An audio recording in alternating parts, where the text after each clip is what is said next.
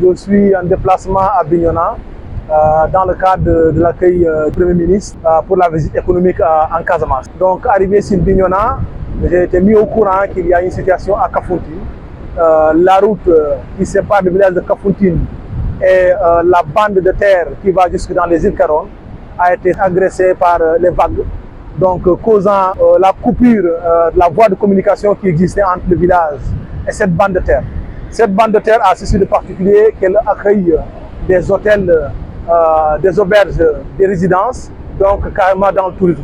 Donc en tant que directeur de la réglementation du tourisme, au nom du ministre du Tourisme et des Loisirs, M. Bamba Kanya, au nom du Premier ministre, M. Amadou Ba et du gouvernement du Sénégal, je me suis fait l'obligation de venir représenter l'État du Sénégal pour communier avec la population, vraiment partager ce moment de douleur et leur montrer que vraiment nous sommes conscients et que cette situation nécessite vraiment des moyens. C'est pourquoi, en tant qu'habitant de Kafountine aussi, doublement, je lance un appel vibrant pour qu'un effort soit fait. Vraiment, on est dans l'urgence. Aujourd'hui, cette bande de terre, si on y prend garde, risque de se transformer en île. Aujourd'hui, c'est presque une presqu'île, parce que les voitures qui existent de l'autre côté ne peuvent plus faire la navette entre le continent et cette bande de terre, mais y compris aussi les motos. Et cette bande de terre occupe une place stratégique parce que, en période de marée basse, les populations des îles peuvent quitter les îles en marche jusqu'à Kafountine ou bien à travers des motos ou bien avec des voitures. Et en cas d'urgence, s'il y a un malade dans les îles, c'est par cette voie que la personne est acheminée pour aller au niveau des centres hospitaliers. Mais il se trouve qu'avec la scission, avec cette coupure, la population qui se trouve cette bande est coupée du reste du monde, du reste de Kafountine. Même ils ont des difficultés pour acheminer des vivres, ils ont des difficultés pour chercher à manger, à boire au niveau du continent.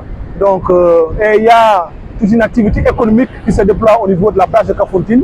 Et l'avancée de la mer fait que même les activités économiques telles que le séchage, le fumage de poissons, ils sont sérieusement atteints et le tourisme, n'en parlons pas. C'est pourquoi, en tant que directeur de la réglementation, nous avons pensé que venir s'enquérir de la situation, le voir de nos propres yeux, pour rendre compte à l'autorité, pour dire que nous avons besoin de l'aide de l'État du Sénégal à Kafountine pour que cette situation puisse connaître vraiment une solution et pourquoi pas une solution définitive pour que nous puissions sauvegarder cette bande de terre qui aujourd'hui vraiment à sa jumelle, la bande de terre qui existe entre la mer à Saint-Louis qu'on appelle l'hydrobase, entre mer et fleuve, c'est identiquement cette même bande de terre qui existe chez nous, entre la mer et les Bolons.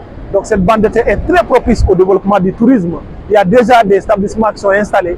Donc si on veut vraiment la sauvegarder pour renforcer l'image de marque du Sénégal, pour renforcer l'offre touristique du Sénégal, il faudrait que des efforts soient faits et il faut presto pour qu'on sauve Kafountine. Parce que si cette bande de terre disparaît, ce sont les îles, l'ensemble 14 îles de Kafountine qui vont disparaître et vraiment ça va être une grande catastrophe. C'est le moment de lancer un appel. Je me parle vraiment d'alerter les autorités pour qu'un effort soit fait. Dans ces cas d'espèce, chacun, en ce qui le concerne, va faire son travail. On est sûr que le sous-préfet avec qui nous avons tenu langue, que nous avons appelé pour justifier notre présence sur les lieux, il a dit qu'il a fait le nécessaire, il a fait le rapport qu'il faut et l'information est soumise à l'autorité.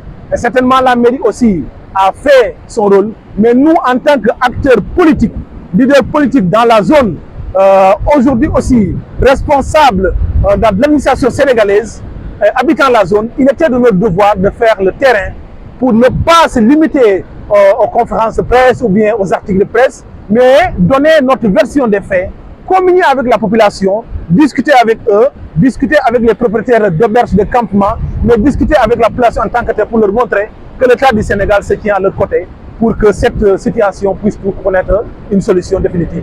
Vous vous rendez compte de la catastrophe, ça c'est le tuyau qui alimente les îles de la commune de Kafountine en eau potable qui a été déterré par les vagues. Mais à côté, vous avez fait vous voyez les fils de la Sénélec qui alimentent cette zone en électricité. Et ici, vous avez un poteau par terre. Donc ça, c'est un danger imminent. C'est un danger vraiment qu'il faut chercher à solutionner tout de suite parce que la population va en souffrir. Donc la population a essayé avec les mains du bord en mettant du sable dans des sacs pour essayer un peu d'apporter une solution. Mais l'adage dit bien, ce n'est pas avec ses bras qu'on arrête la mer. Ce ne sont pas ces sacs-là qui vont arrêter la mer. Il faut une solution pérenne, une solution structurante. Et ça, nous attendons vraiment l'effort de l'État du Sénégal. Sinon, ça va être une catastrophe.